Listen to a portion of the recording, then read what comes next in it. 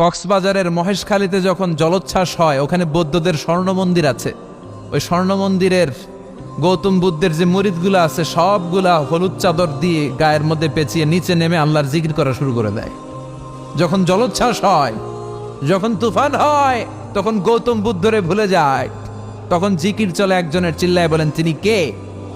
فَإِذَا رَكِبُوا فِي الْفُلْكِ دَعَوُا اللَّهَ مُخْلِصِينَ لَهُ الدِّينَ فَلَمَّا نَجَّاهُمْ إِلَى الْبَرِّ إِذَا هُمْ يُشْرِكُونَ।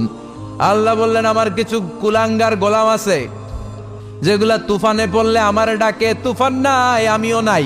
এরকম আছে না নাই?